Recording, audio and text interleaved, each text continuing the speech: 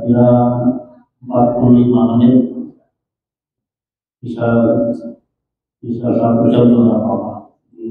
Maksimalnya untuk bisa kita jawab. Kepada beliau kami persilakan untuk menyampaikan materi di Muhammadiyah dan anak dakwah masyarakat terutama.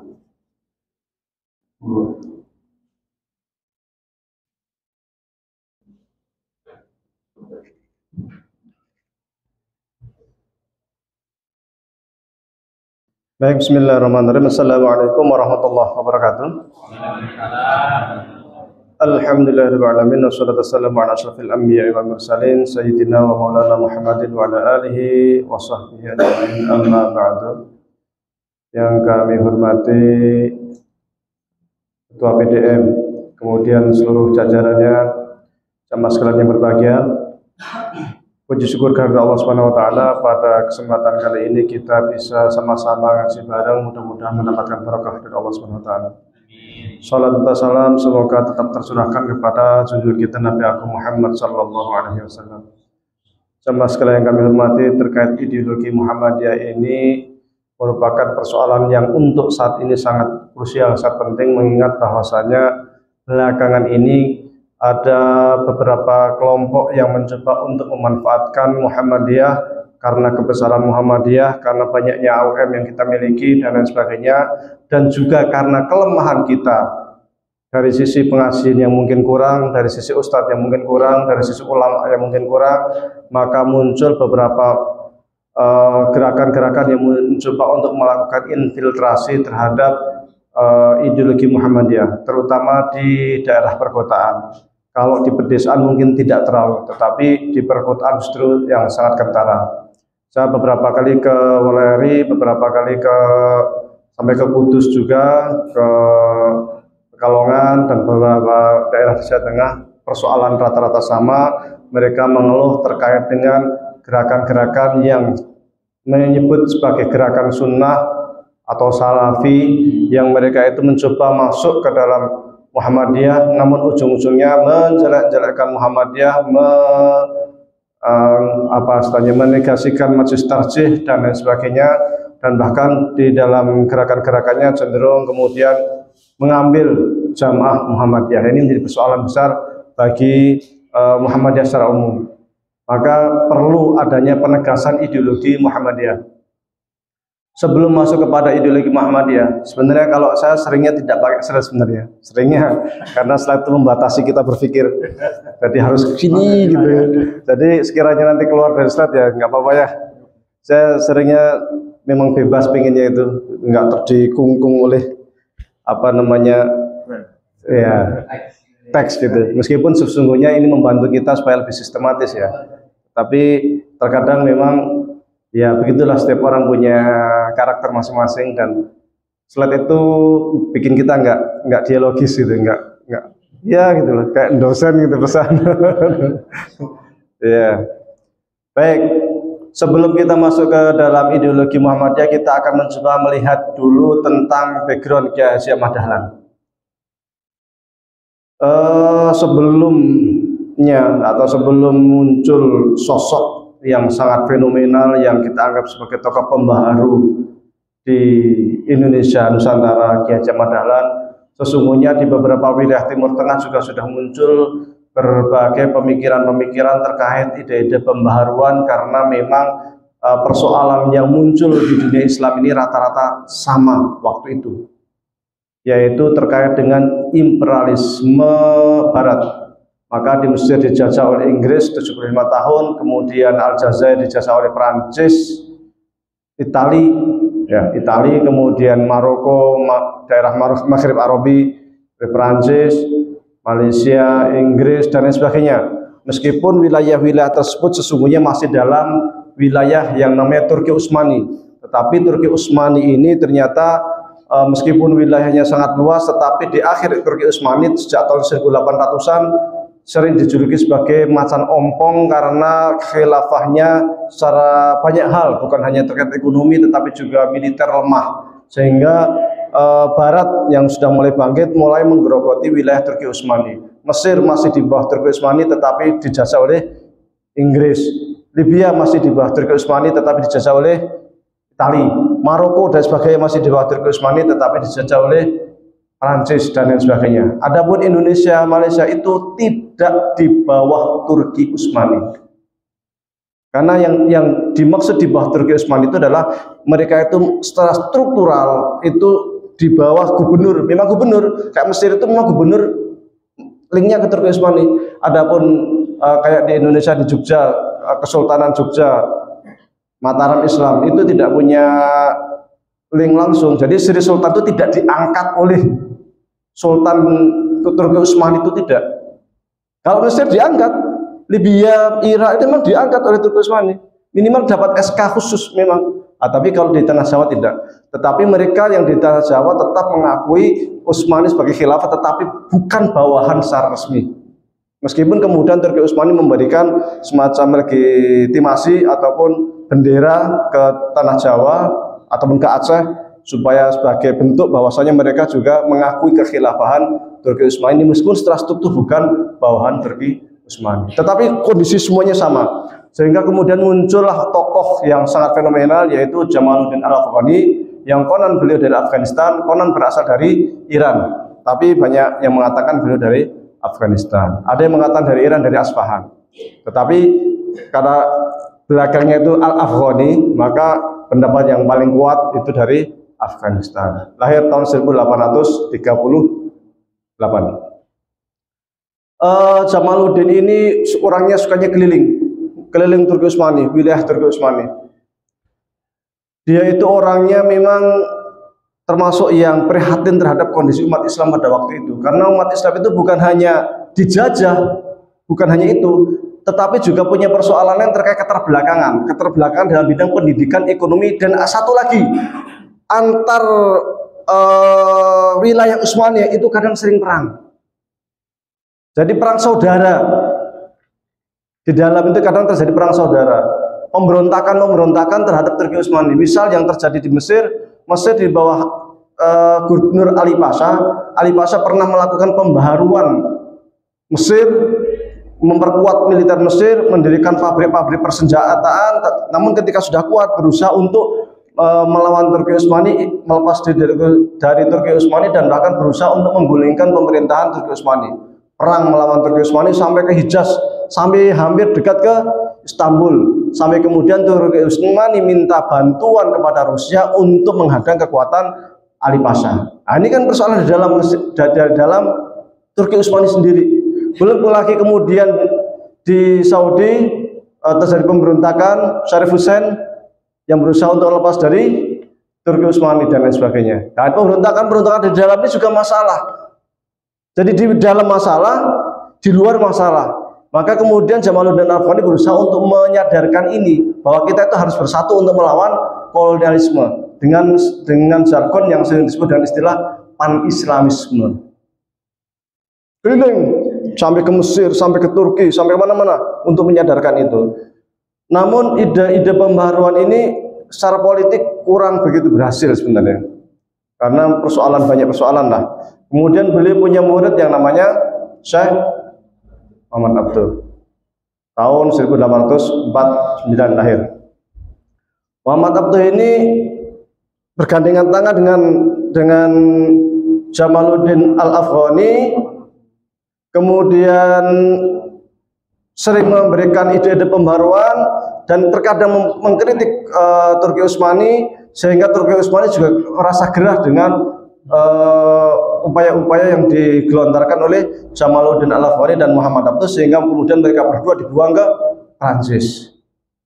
Namun di Prancis mereka tetap berusaha untuk kemudian melakukan atau menyebarkan ide-ide pembaruan melalui majalah yang mereka buat di Prancis. Majalahnya namanya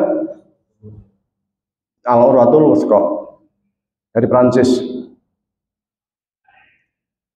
Apalagi kemudian ketika sampai Perancis itu Jamaluddin merasa kaget, kayak semacam shock. Jadi kalau selama dia di dunia Islam, dia hanya menyuarakan pembaruan, kita harus maju, kita harus begini, kita harus begini. Karena melihat umat Islam itu mundur, sampai Perancis itu kaget, shock. Kenapa? Loh, ide-ide saya itu ternyata udah diterapkan orang Perancis. Loh, kebersihan di sini luar biasa. Loh, masalah pendidikan ternyata luar biasa. Loh, ekonominya luar biasa. Loh, disiplinnya luar biasa. Jadi ide-ide yang di dunia Islam yang selama ini keliling, ternyata ketika di Perancis loh sudah diterapkan di situ. Makanya kemudian dia mengatakan, saya melihat umat Islam, tapi nggak melihat Islam di dunia Islam. Tapi ketika ke Perancis, saya melihat Islam, tapi tidak melihat umat Islam. Karena memang nilai Islam ternyata diterapkan di Perancis.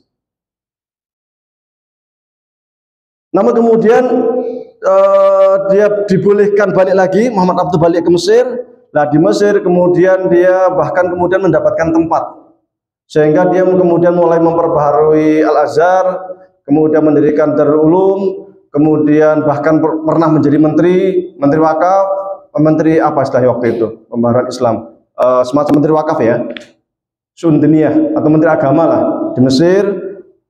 Kemudian beliau juga punya murid yang namanya Rasyid Ridho. Rasyid Ridho ini dengan dia dengan Kiai Haji Ahmad Dahlan itu cuma selisih 3 tahun umurnya. Jadi Rasyid Ridho itu tahun 1865. Syekh Ahmad Dahlan lahir tahun 1868. Jadi sedikit, tapi umurnya lebih panjang kan Rasyid Ridho. Rasyid Ridho itu meninggal tahun 1935. Kalau Muhammad Abduh, kalau Syekh Ahmad Dahlan itu 1900 berapa? 20? Salah. Masa ada kata? Tahun berapa Ahmad Dahlan meninggalnya? Ada yang tahu? 1922. Hampir. Ya Google. 1923. Dikit lagi itu. Hampir aja ini dapat nih.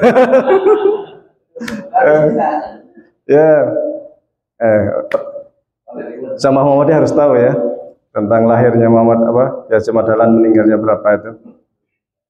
Oke.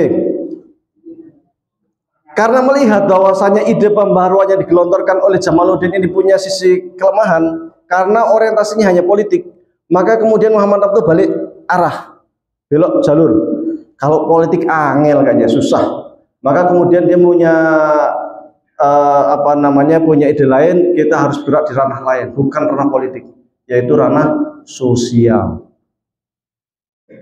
Makanya gerakannya agak beda antara Muhammad Abduh dengan Jamaluddin Al-Afghani. Awalnya sama, tapi kemudian setelah melihat Muhammad Abduh Jamaluddin kok kayaknya susah, akhirnya mencoba untuk mencari strategi lain, yaitu dengan bergerak di ranah sosial, terutama pendidikan. Disinilah kemudian Muhammad Abduh itu mencoba untuk melakukan berbagai macam pembaharuan, terutama di bidang pendidikan. Muhammad Abduh punya murid namanya Rasyid Ridho. Kemudian Rasyid Ridho juga sama-sama dengan Muhammad Abduh untuk menyebarkan berbagai macam ide-ide pembaruan, kemudian mendirikan sebuah majalah yang namanya majalah Al-Manar. Al-Manar. Ya. Kalau Al-Manar Turusko yang tadi dengan Jamaluddin, ya kan? Nah, Rasyid Ridho ini hampir copy paste lah secara pemikiran dengan Muhammad Abduh. Muhammad Abduh ini kalau dalam politik, karena sudah mungkin dalam tanda kutip agak trauma, ada istilah yang sangat terkenal dari Muhammad Abduh ini. Na'udzubillah minas siyasah. Na'udzubillah minas siyasah. Wes nggak maulah politik-politikan susah, mending kita gerak aja lah. Amit-amit lah. Nah itu. Makanya gerakannya di sosial. Nah, pemikiran yang disebarkan oleh Muhammad Abduh dan Rasyid Ridho inilah kemudian menyebar sampai ke seluruh dunia Islam. Kiai Haji Ahmad Dahlan itu haji tahun 1983. 1883 haji yang pertama. Umurnya ya masih belasan. Ya. Karena lahirnya tahun 1868. Tahun 83 haji. Di sana menetap selama 5 tahun di Mekah. Waktu ngaji pertama, beliau itu ngajinya bersama para ulama Nusantara yang sangat ternama di zamannya. Karena waktu itu kebetulan di tanah Haramain itu yang ulama-ulama terkenal itu kebetulan ulama Nusantara, banyak sekali ulama Nusantara. Syekh Nawawi Al-Bantani, gurunya orang ulama-ulama Nusantara, Syekh Nawawi Al-Bantani. Syekh Khatib Al-Minakaboy. Ini terkenal. Dan ketika berguru di Indonesia pun ternyata juga rata-rata lulusan Mekah. Syekh Soleh Darat, Syekh Khalil Bangkalan. 4 orang tokoh kiai ini yang menjadi guru Kiai Jemaah Dahlan ini murid dari Syekh Ahmad Zaini Dahlan. Ada satu lagi yang dari Mesir namanya Syekh Bakar Sato. Ini juga sama, muridnya Syekh Ahmad Zaini Dahlan. Ahmad Dahlan nama kecilnya siapa? Darwis. Kemudian dirubah menjadi Ahmad Dahlan. Kok enggak Muhammad bin Abdul Wahab? Kok Ahmad Dahlan? Padahal yang namanya Zaini Dahlan, Ahmad Zaini Dahlan ini sangat anti terhadap gerakan Wahabi. Bahkan menulis sebuah buku yang disebut dengan judul Su'aikul Mursanah fi Raddi 'alal Wahabiyah. Kritik pedas terhadap gerakan Wahabi. Konon yang mengusulkan penggantian nama ini adalah Syekh Bakri Sato. Dan Syekh Bakri ini merupakan termasuk murid kinasihnya Syekh Ahmad Zaini Dahlan. Maka kemudian dirubahlah Ahmad Dahlan, siapa namanya, Ahmad Darwis menjadi Ahmad Dahlan.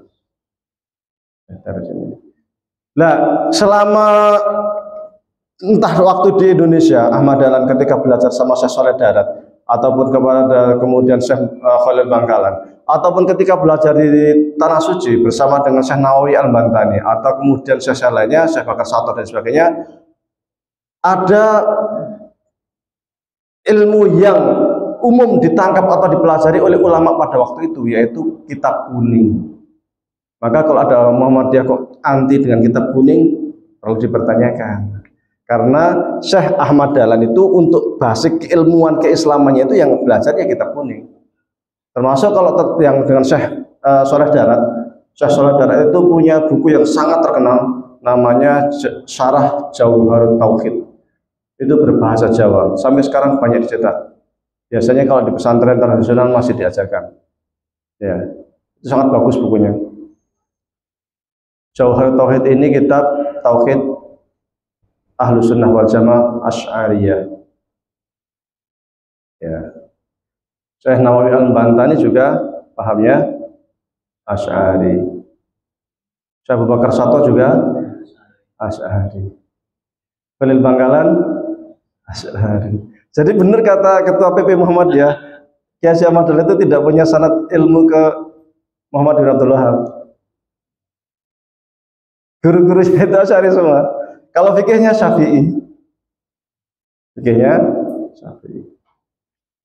Jadi selama 5 tahun belajar di Saudi itu ya belajar kitab kuning.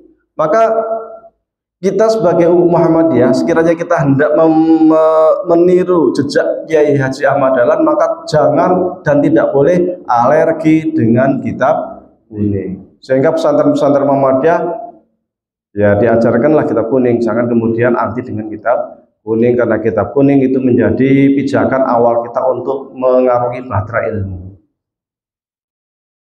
Seluruh ulama-ulama internasional yang terkenal saat ini yang menguasai ilmu Islam yang luar biasa semua menguasai kitab kuning.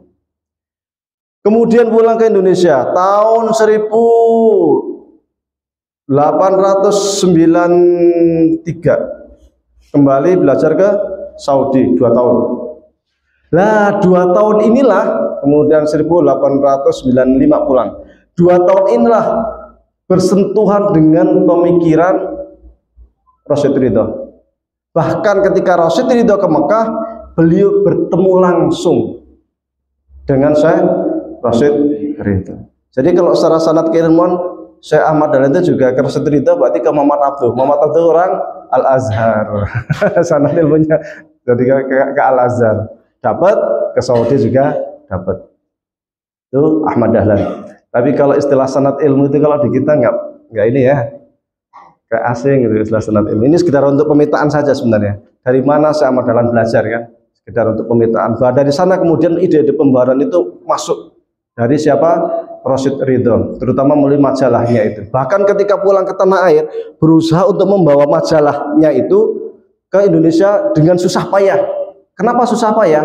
Karena majalah yang diterbitkan oleh Rasyid Ridho, termasuk tafsir Al-Manarnya, itu dilarang di berbagai dunia Islam oleh para penjajah. Di Indonesia pun dilarang oleh Belanda. Karena ini akan ketika ini itu dibaca banyak orang umat Islam, ini akan tercerahkan, nanti bisa melawan penjajah gitu. Maka ditaruh di box, dilipat, diutek-utek lestanya itu. Bagaimana supaya itu bisa selamat sampai Indonesia? Alhamdulillah ketika pulang selamat, dia bawa masalah itu.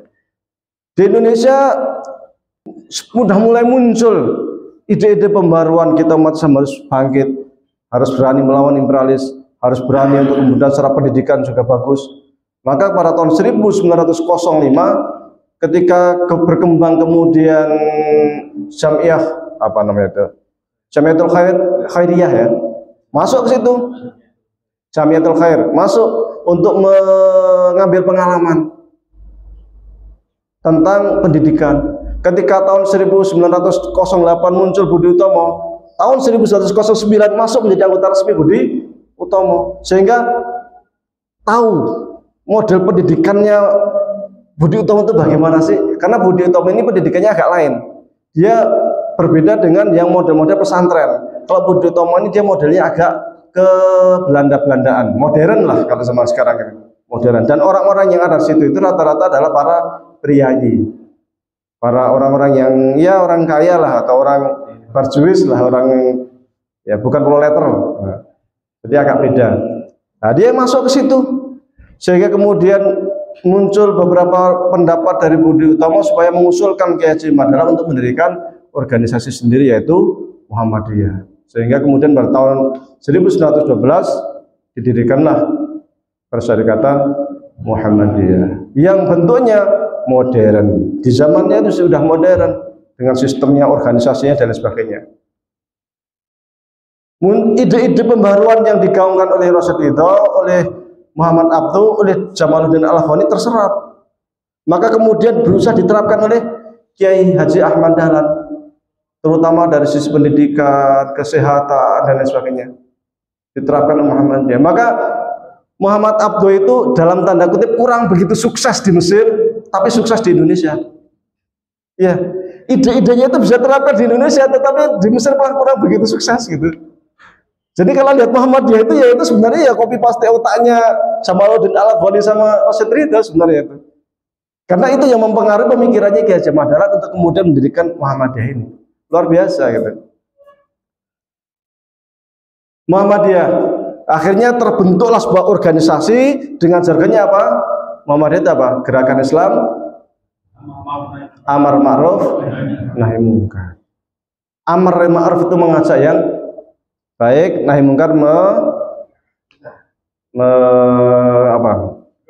Nah, istilahnya itu menjauhi atau menghindari hal-hal yang tidak baik. Oke, kita masuklah. Ini dari hal yang pertama nih ya. Yang namanya tahun sudah terbentuk Muhammadiyah, kemudian meninggal tahun 1123. Kalau dari sisi jeda tahun ini, dari awal berdirinya Muhammadiyah itu sibghah atau gaya Ahmad Dahlan itu masih sangat kental, karena memang ya beliau pendirinya dan beliau yang menggerakkan, sehingga ya ketika orang menganggap waktu itu Dahlannya ya sah karena memang seperti itu. Tetapi kemudian setelah beliau meninggal, ide ini tetap ada, tetapi tidak kemudian sibghahnya bentuknya Dahlaniyah, bukan. Maka kemudian tahun 1927 dibentuklah yang namanya Majelis Tarjih Muhammadiyah. Majelis Tarjih itu terbentuk karena dua hal. Yang pertama, ingin menyatukan berbagai macam ide-ide yang ada di Muhammadiyah, karena ini ngaji di sini, ini ngaji di sini, ngaji di Saudi, ini ngaji di Mesir, ini ngaji di Indonesia, di mana kan? Punya pemikiran bermacam-macam. Maka pemikiran yang bermacam-macam ini perlu ada satu langkah, ada satu ketetapan supaya tidak ada kemudian menurut saya begini, menurut ini begini, menurut ini begini, tetapi menurut Muhammadiyah begini. Supaya ada satu langkah, satu keputusan. Inilah kemudian didirikan majelis takziah. Yang kedua, bahwa pada waktu itu memang juga ada infiltrasi ideologi di majelis takziah atau di Muhammadiyah, yaitu terkait gerakan Ahmadiyah. Ahmadiyah didirikan oleh Mirza Ghulam Ahmad di Lahore. Ketika awal-awal masuk ke Indonesia, dianggap sebagai semacam gerakan pembaruan keislaman.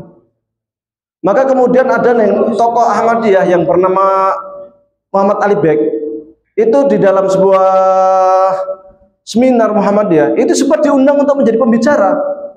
Karena ini gerakan baru nih, sama nih, kita Muhammadiyah, Hadiah Ahmadiyah, wah dia pembaruan Islam.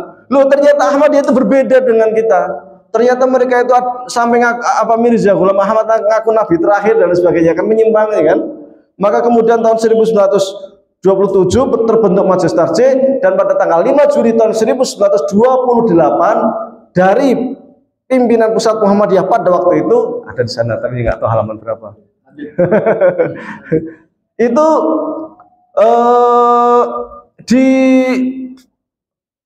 keluarkan keputusan bahwa seluruh jamaah Muhammadiyah tidak boleh terlibat atau mendukung atau apapun dengan Ahmadiyah. Nggak boleh. Kalau ada yang double dengan Ahmadiyah, keluar dari Muhammadiyah. Seperti itu. Jadi kalau ada zaman sekarang kok kemudian ada orang-orang tokoh-tokoh Muhammadiyah atau orang ngaku Muhammadiyah kok mendukung Ahmadiyah, berarti nggak tahu sejarah. Lali karo sejarah ini.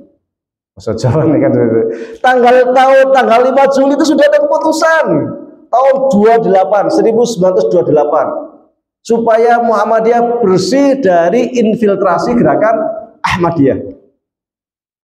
Maka kemudian jangan kemudian sekarang itu kita justru mendukung gerakan Ahmadiyah. Aneh. Tapi ya beberapa kelompok di dalam Muhammadiyah ada yang mendukung Muhammadiyah. Aneh kan? Bahkan ya enjoy dengan Syiah, enjoy dengan kalangan liberal. Ya itulah dinamika perserikatan. Ya. Ketika kita di akar rumput bingung dengan gerakan Salafi, di atas saling kunjungan dengan menerima kunjungan dengan Syiah, menjalin kerjasama dengan Iran. Ya begitulah dinamika perserikatan. Baik. Maka kemudian infiltrasi ini itu berusaha untuk dibersihkan dengan keputusan organisasi supaya memang dari awal itu di-cut. Jangan sampai kemudian ini merasuk ke Muhammadiyah. Oke, kemudian muncul setelah Ahmadiyah ini bisa dibersihkan dari Muhammadiyah, muncul gerakan lain yang berusaha menuduh, ini bukan dari dalam tapi di luar, yang menuduh Muhammadiyah itu gerakan Wahabi. Muhammadiyah itu anti modern, anti tradisional. Muhammadiyah itu macam-macam. Maka kemudian pada tahun 1963 muncullah buku yang berjudul Muhammadiyah Ahlu Sunnah wal Jamaah oleh Jarnawi Hatikusumo. Sebelum itu, ketika tahun 1927 sudah ada Majelis Tarjih, maka tahun 1929 pertama kali rapat tarjih. Rapat tarjih itu apa yang didiskusikan? Karena persoalan terpenting di dalam Islam itu adalah terkait akidah, maka yang dibahas pertama kali adalah terkait dengan bab akidah. Loh, akidah kok ditarjih bagaimana kan gitu? Akidah kok ditarjih? Nah, sekarang sebelum kita lihat, kita masuk ke tarjih, kita lihat dalam Islam itu ada dua model ijtihad. Satu namanya ijtihad tarjihi, dua namanya ijtihad insya'i. Ijtihad tarjih adalah ijtihad di mana ketika ada sekian pendapat di kalangan para ulama, maka kita melihat pendapat yang dianggap paling kuat pada waktu itu. Baik ranah akidah maupun fikih atau lainnya. Jadi pendapat yang paling kuat itu dianggap rojih, pendapat yang lemah dianggap marjuh.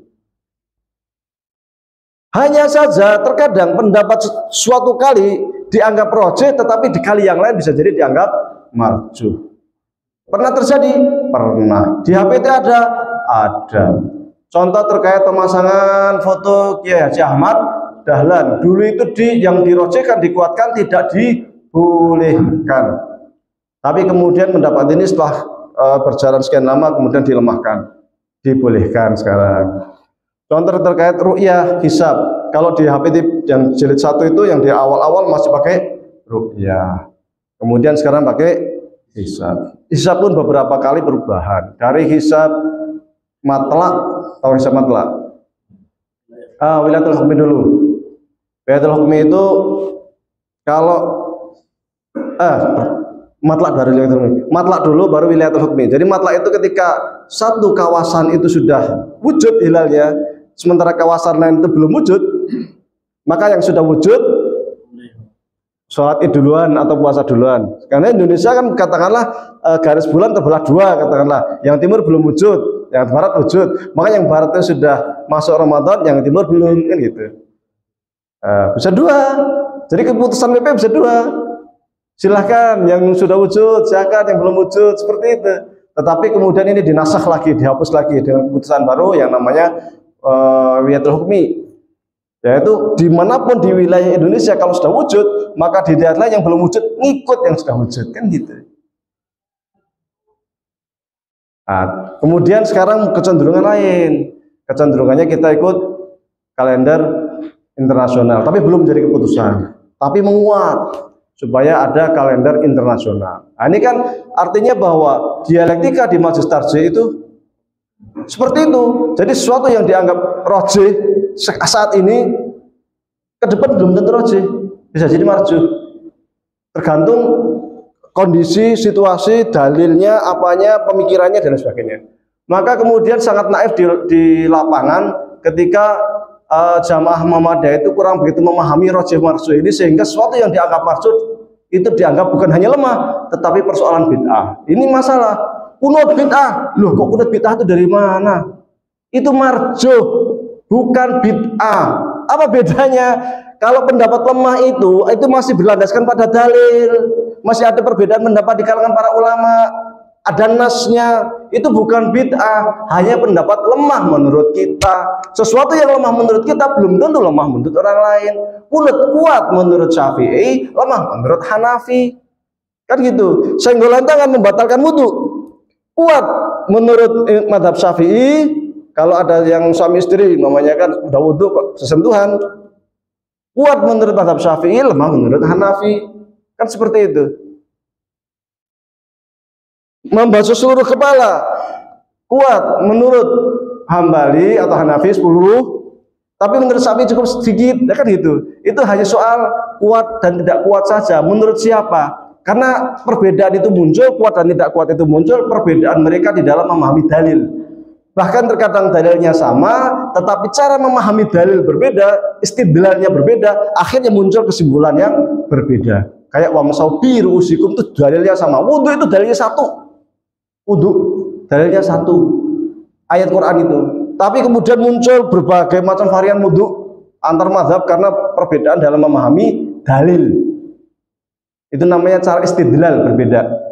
Nah, jadi ketika ada pendapat rajih dan marjuh, itu bukan berarti yang marjuh itu bid'ah, tetapi lemah. Tapi di lapangan enggak, oh itu pakai usoli itu bid'ah, oh itu pakai kunut, oh itu bid'ah, oh itu pakai ini itu bid'ah. Oh enggak. Ketika HPT itu tidak mengatakan bid'ah, berarti tidak bid'ah.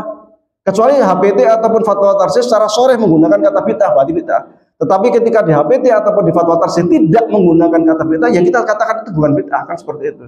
Jangan kemudian pendapat lemah itu menurut kita kemudian kita anggap sebagai sesuatu yang bid'ah. Maka harus kita jelaskan apa itu yang namanya ikhtilaful fuqaha, ikhtilaful ulama, perbedaan pendapat antara para ulama, dan apa itu bid'ah. Nah, ini supaya tidak rancu, supaya tidak salah memahami.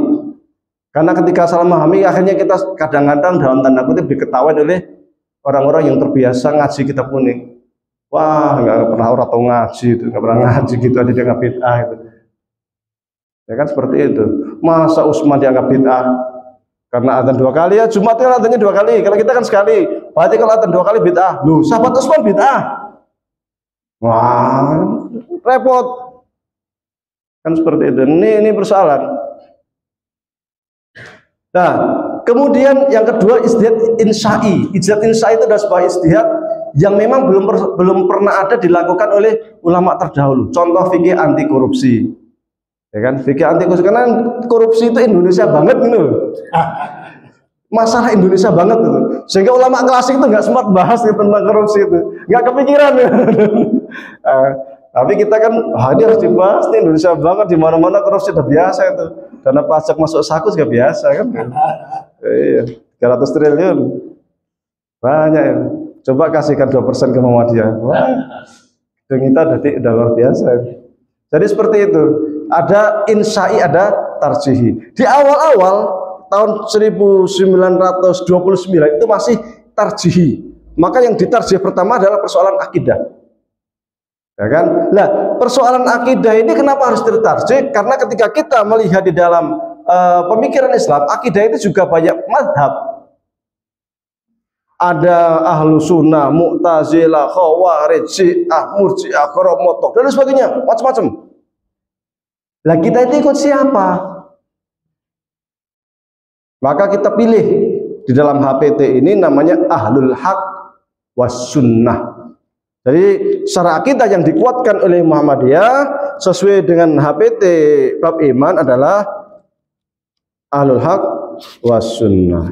Istilah ahlul haq was sunnah merupakan istilah yang digunakan oleh Imam Al-Asy'ari di dalam kitabnya Al-Ibanah. Entar saya lihat. Faman i'taqada jami'a dzalika muqinan bihi kana min ahlil haqqi was sunnati. Wa faraqa ahlal bid'ati wad-dhalali. Maka siapapun yang yakin terhadap konsep-konsep yang sudah diletakkan oleh majelis tarjih itu, dia masuk ke dalam golongan ahlul haq was sunnah. Kalau berbeda, berarti dia masuk ahlul bid'ah dan sesat. Kemudian karena HPT ini sangat ringkas di dalam bab iman, saya syarah menjadi ahlul haq was sunnah, syarah himpunan tarjih Muhammadiyah bab iman bagian ketuhanan, ini 3 jilid. Saya syarahnya 3 jilid yang ketuhanan saja.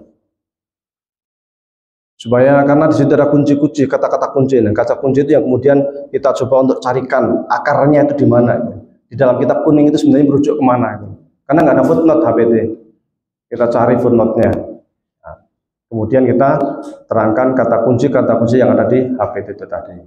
Nah, di situ sudah jelas HPT mengklaim diri sebagai merojihkan, menguatkan pendapat ahlul haq was sunnah. Selain ahlul haq was sunnah dia sesat. Ini secara akidah jelas. Jadi kalau ditanya secara akidah Muhammadiyah itu kemana? Kita jelas menjawab, akidah kita ahlul haq was sunnah. Masalahnya ahlul haq was sunnah itu siapa?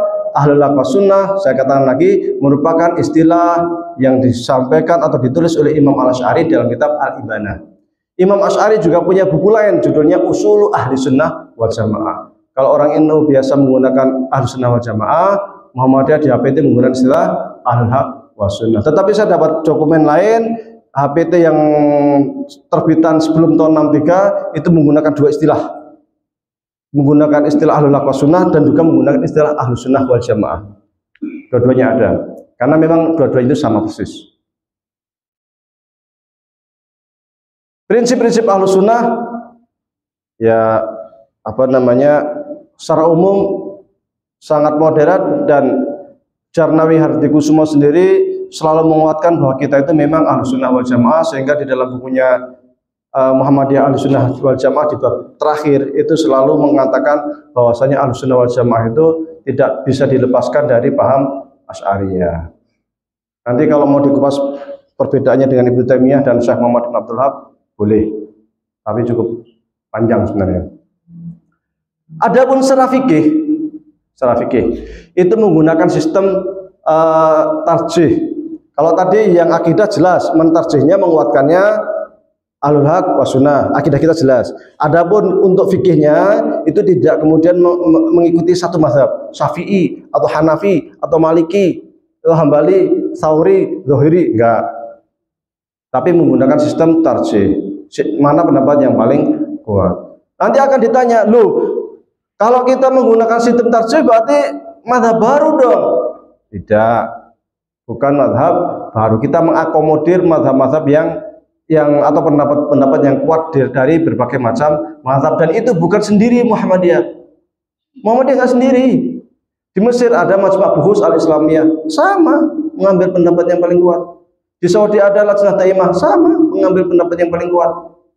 Ulama-ulama kontemporer rata-rata juga sama. Coba kalau Anda membaca kitab Al-Halal wal Haram karya Syahisur Qadhawi, mazhabnya apa? Itu mengambil pendapat yang paling kuat. Zaman tahun dulu, tahun 1926 muncul Syekh Sabiq, ya kan, dengan fikih sunnah itu. Mazhabnya apa? Cari pendapat yang paling kuat. Itu jadi sudah kecenderungan umum di luar sana. Cuma di Indonesia karena kita dianggap baru, jadi wah, kan? Kalau di luar negeri sana udah biasa. Iya, udah biasa. Tapi karena di kita ini belum biasa, maka sering dianggap aneh. Kita pun usul fikihnya menggunakan usul fikih manhaji yang cenderung akomodatif. Ntar dianggap, lu usul fikih kok buat sendiri. Saya tanya juga, usul fikihnya Abu Zahra itu mazhabnya apa? Akomodatif. Abdul Karim Zaidan akomodatif juga. Rata-rata usul fikih kontemporer, Abdul Wahab Khilaf akomodatif, itu seperti itu.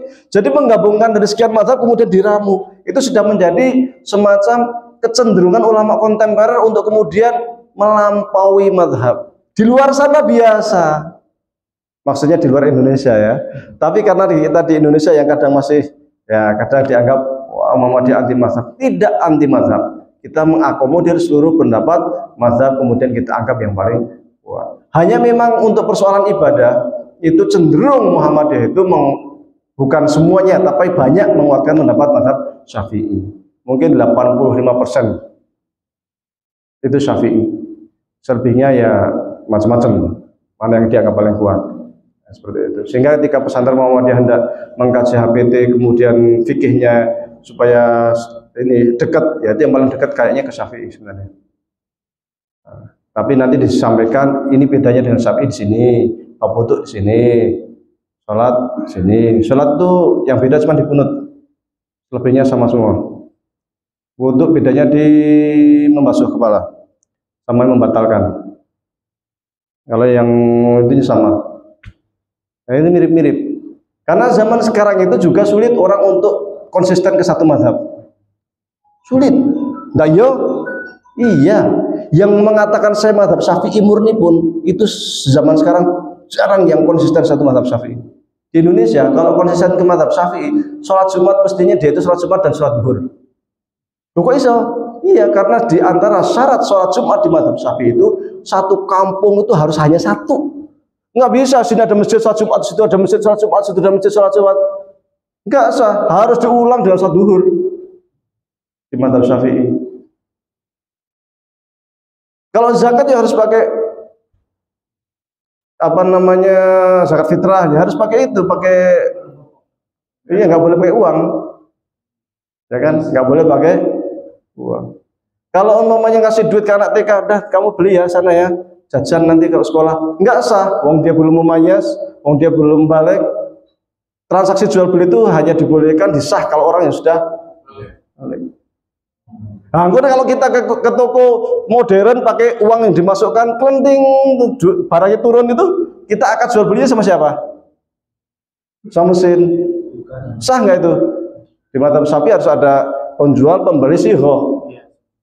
Sihoh kan? Nah, ini kita sihohnya gimana itu? Toto kelenting, barangnya jual pakai HP gitu kan, pakai Shopee gitu kan, online itu seperti. Ya kan seperti itu. Jadi zaman sekarang kalau kita pengen benar-benar murni satu mazhab ya susah.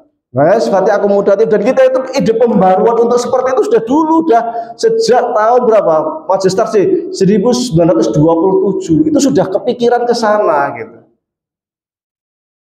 Sudah ide-ide untuk kemudian memunculkan namanya fikih manhaji. Fikih yang orientasinya itu dari usul fikih, kemudian kita membuat produk-produk fikih. Oke.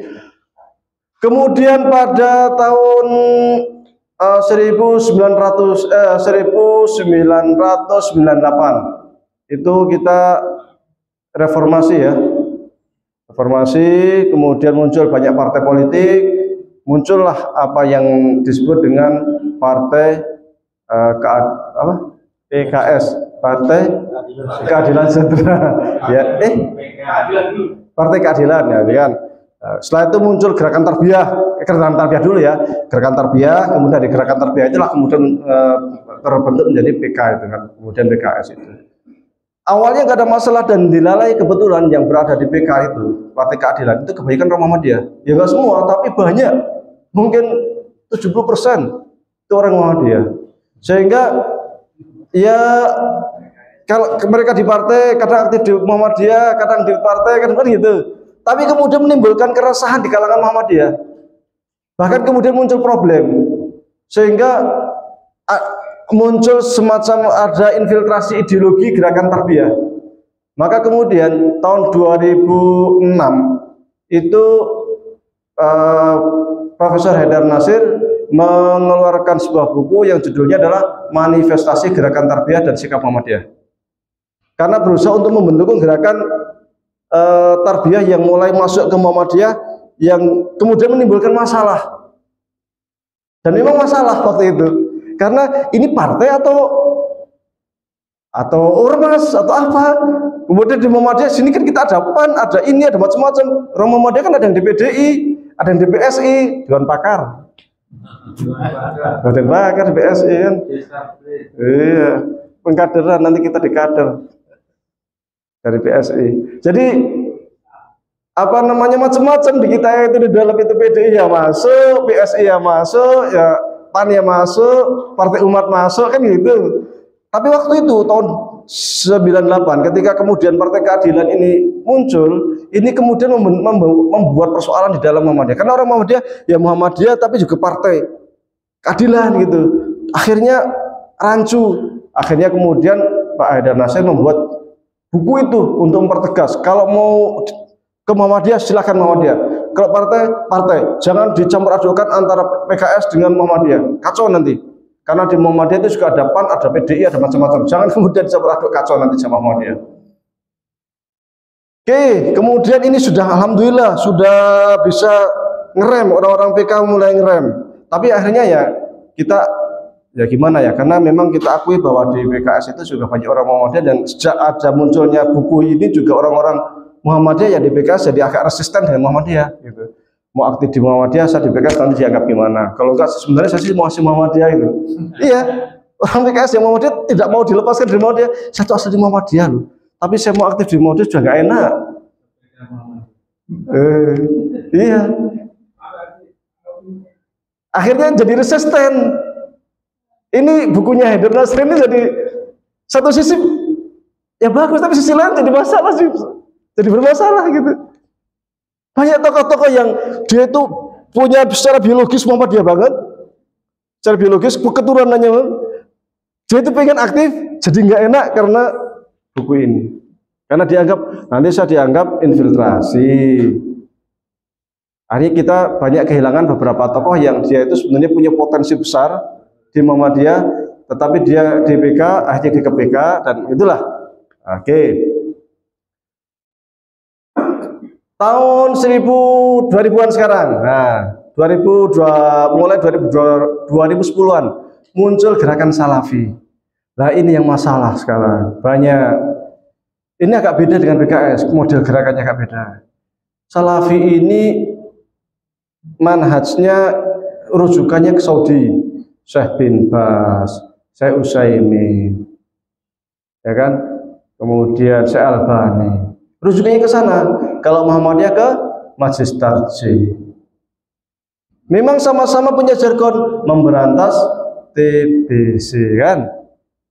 Tapi bukan berarti kesamaan jargon, berarti Muhammadiyah Salafi. Oh bukan, kita itu punya identitas sendiri. Manhaj kita jelas manhaj tarjih kan gitu. Cuman Salafi itu sering memanfaatkan amal usaha Muhammadiyah. Katakanlah masjid kok sepi, dia masuk buat pengajian, rame kan. Salah siapa? Nah, masjidnya sepi, dihidupin.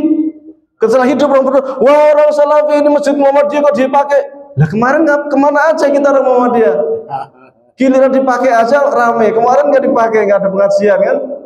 Mau pengajian sih tapi nggak ada dai-nya. Nah, bingung. Ya, pengajian supaya kita nggak ada dai. Makanya perlu yang menyiapkan dai-dai Muhammadiyah karena krisis kita. Serius, krisis dai.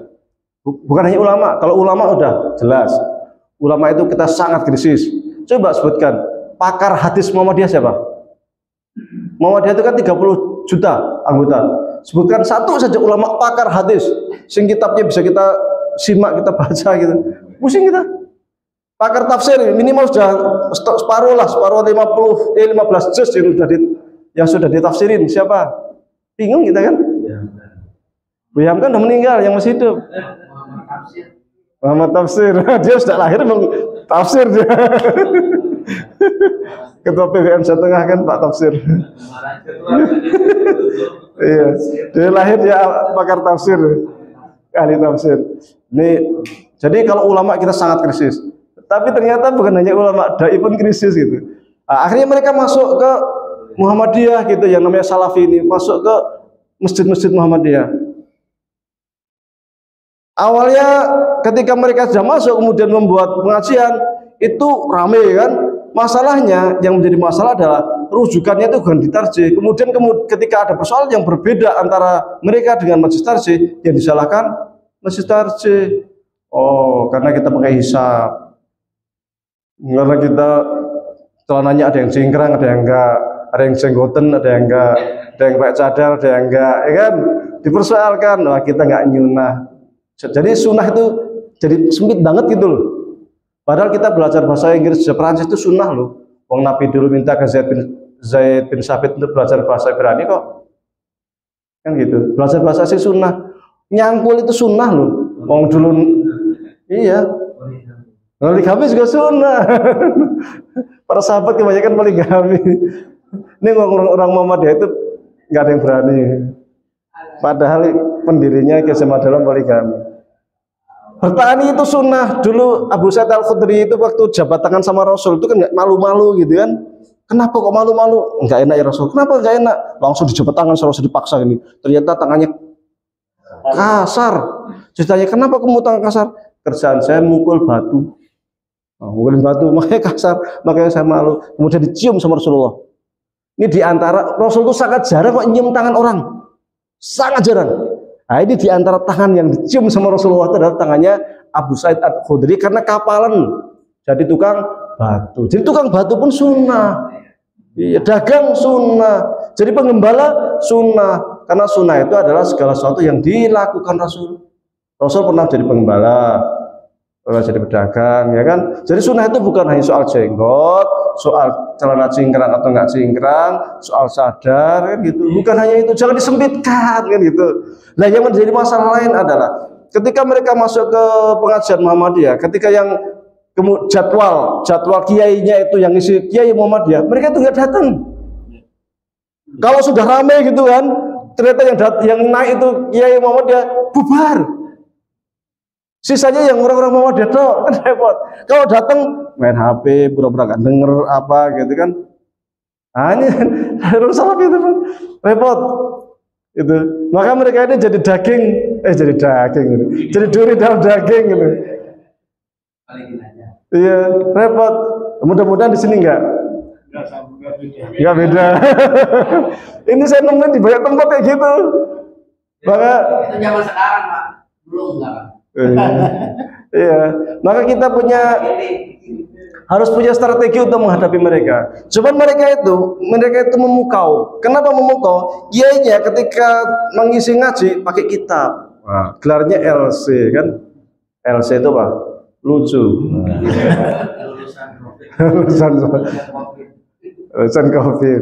Jadi mereka bahas kitab sehingga orang pendengarnya itu merasa yakin gitu loh. Orang Muhammadiyah nek ceramah yang dibahas tentang politik, yang dibahas tentang yang gunung-gunung yang tema yang angel dicerna gitu kan, susah. Sementara orang-orang jamaah akar rumput kan pengen yang praktis-praktis. Nek sholat yang benar caranya gimana, pembatal sholat gimana, pembatal puasa, ya simpel-simpel kan kayak gitu yang diinginkan. Tapi dai-dai kita kalau ceramah yang tinggi-tinggi, padahal jamaah pengennya nggak seperti itu. Akhirnya kan haus dengan pengajian-pengajian yang memang praktis-praktis. Akhirnya ya ketika ada Ustadz Salafi pakai kitab sistematis dari awal sampai akhir dibahas secara sederhana, jamaah seneng. Maka kita kalau ingin menyaingi dai salafi ya kita harus menguasai kitab kuning, harus menguasai bahasa Arab. Kalau ngaji ya pakai kitab, kan gitu. Maka saya di Temanggung itu saya kajian saya semua pakai kitab. Ada saya buat beberapa tempat, masjid sini, masjid sini, masjid ini. Ada masjid yang saya pakai kitab Riyadhus Shalihin, bahas dari awal. Ada yang pakai takrib, ada yang pakai Ihyal Walad, ada yang pakai HPT, ada yang pakai apa gitu kan. Tapi bahas dari awal runut itu loh. Runut. Sehingga jelas rujukannya gitu. Jelas sistematis. Nanti fikih selesai, nanti apa selesai kan gitu. Jamaah itu ternyata senang. Dan saya sampaikan ke jamaah untuk beli bukunya. Jadi ketika saya dikatakanlah di Masjid Al-Furqan saya pakai kitab Lubabul Hadis. Jamaah semuanya beli kitab Lubabul Hadis. Kemudian kita terjemahkan gaya pesantren itu satu kata. Awal-awal itu agak aneh. Kayak gaya pesantrenan kan agak aneh gitu loh. Tapi lama-lama kok seneng mereka itu. Akhirnya kan sedikit-sedikit dia tahu bahasa Arab. Pelan-pelan jadi tahu bahasa Arab. Setelah kita terjemahan dia terangin, kita terjemahkan dia terangin. Saya baca hadisnya ikutin bareng-bareng, bareng-bareng lagi. Saya sampai 2 kali, 3 kali sudah gak hafal gitu kan. Baru mulai kita terangin. Seneng ternyata sama kita kayak gitu. Meskipun gaya pesantren nggak model Muhammadiyah banget lah, ya nggak kayak kita banget gitu. Nah, tapi asik ternyata. Nah itu jamaahnya makin banyak gitu, makin menarik. Nah itu barangkali menjadi salah satu solusi supaya apa? Jamaah kita kembali ngaji ke kita lagi. Kalau kita krisis dai, maka ada solusi lain adalah kita mencetak dai. Mencetak dai itu ada 2 cara. Satu cara yang dianggap jangka pendek, yang kedua jangka panjang. Kalau jangka pendek adalah pelatihan katakanlah di pesantrenkan selama 6 bulan. 6 bulan itu ditetar bahasa Arabnya, kemudian hadis-hadisnya, Qur'annya, yang penting-penting saja. Karena dai kan nggak harus detail. Kayak nahwu shorof ya sekedarnya saja lah nahwu shorof itu. Tapi yang hadisnya, yang fikihnya, yang penting-penting itu selama 6 bulan tatar. Nanti setelah 6 bulan siap diluncurkan. Ini kan jangka pendek. Karena kalau pelatihan 1, 2, 3 hari, pelatihan 2 hari jadi dai gimana? Susah. Ya kan? Pelatihan saya minimal 6 bulan dah diteter. Nyantri. Atau yang jangka panjang. Kalau jangka panjang ya kita katakanlah cabang atau ranting, cari anak didik yang memang mau dikader, yang punya potensi, kita kirim ke pesantren, didanai oleh cabang, didanai oleh ranting. Kalau ada lazis ya didanai oleh lazis. Tapi nanti pulang menjadi dai Muhammadiyah kan gitu. Dan itu dilakukan oleh beberapa masjid di tempat saya itu mereka mulai rencana insya Allah nanti mulai ajaran baru 2 santri, 1 santri dari Masjid Al-Furqan, nanti di Al-Muflihun, 1 masjid dari Masjid Uswatul Hasanah. Jadi yang dari masjid yang dari ketua saya nanti pulang ke sana. Kalau yang dari sini yang didanai dari lazismu ada 2 orang dari Jakarta Selatan Pak ya. Yang Syamil dari mana? Depok ya. Nah, sama adiknya itu 2 orang didanai oleh lazis gitu. Nanti nyantri ya balik nanti akan ke sana ke Depok lagi kan gitu. Jadi kita itu mengkader itu by design, serius gitu loh, bukan mencari orang siapa ya yang Muhammadiyah cari, oh itu Muhammadiyah bagus kita ambil, enggak. Tapi memang dari awal kita membentuk kader dan memang kecenderungan kita untuk menyekolahkan anak ke pesantren itu sekarang mulai tumbuh dan ini harus kita sambut secara baik secara dukungan moral ataupun dukungan finansial. Karena kalau dulu susah. Saya kasih gambaran. Di Mesir itu ada santri seluruh mahasiswa Mesir itu ada 13.000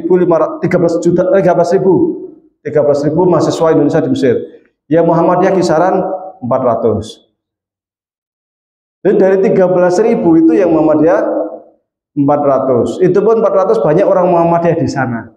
Jadi karena aktif Muhammadiyah, tahu kegiatan Muhammadiyah kok bagus, ikut. Tahun 2021 santri baru dari Indonesia itu 2.263. Yang santri dari Muhammadiyah baik yang pesantren struktural maupun kultural itu 45. Ya nggak ada apa-apanya. 2.200 sekian kok kita cuma 45 itu kan. Kita masih sedikit memang. Jadi dan kalau Anda ke SMA Muhammadiyah bawa Quran, coba kamu tolong baca ini surat Baqarah. Banyak yang nggak bisa baca Quran. Bener. Ini kita gerakan Islam ya, gerakan Islam amar ma'ruf nahi munkar. Mau amar ma'ruf nahi munkar gimana? Baca Quran nggak bisa? Coba dites tuh sholatnya. Kemarin tuh di salah satu Facebook itu, di beranda Facebook itu ada rekan kita juga yang kiai juga di Muhammadiyah. Di Jogja ada sekolah Muhammadiyah yang cukup besar, muridnya 400-an lebih. Setelah dicek praktek sholat, yang bisa praktek sholat yang benar hanya 4 dari 400 sekian. Itu sudah kelas 3. Itu kelas 1, kelas 2 itu mereka selama ini ngapain?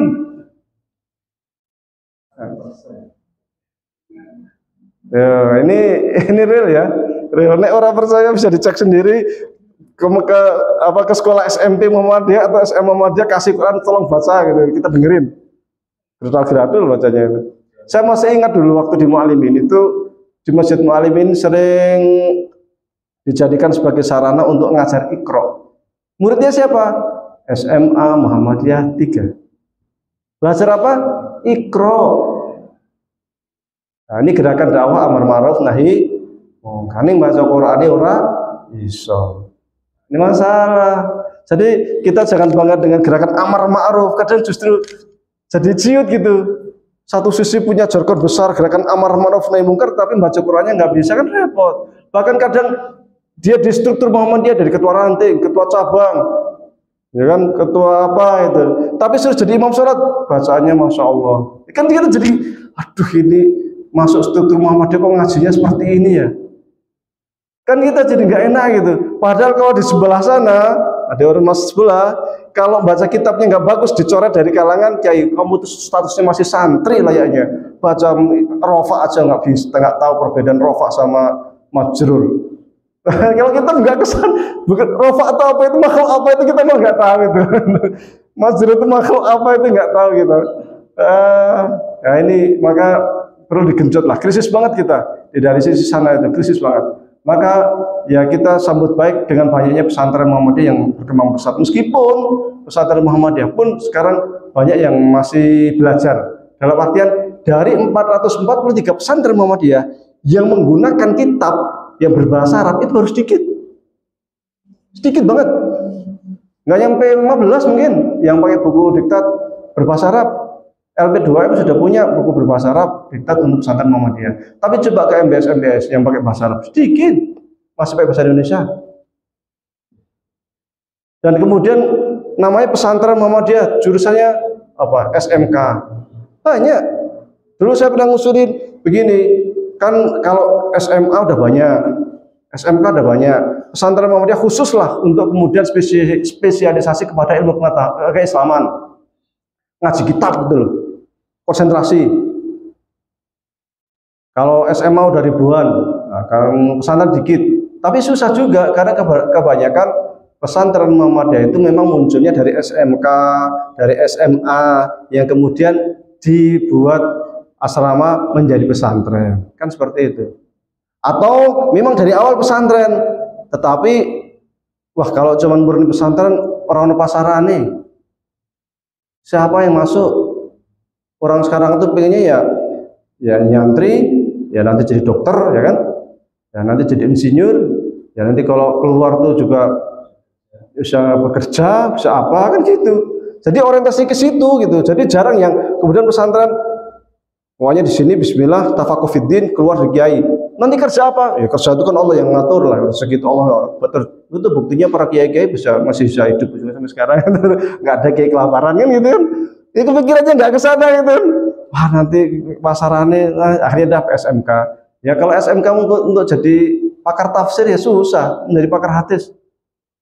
Maka harus ada pesantren yang konsen di dalam ulumuddin itu, yang ke kitab kuning untuk mengurangi apa? Krisis dai dan ulama. Kalau kita sudah tersuplai dai dan ulamanya, insya Allah nanti infiltrasi dari luar itu akan sangat mudah kita singkirkan gitu, sangat mudah. Kalau sekarang kita mau nyingkirin susah. Oke, dai salafi kita coret, penggantinya siapa?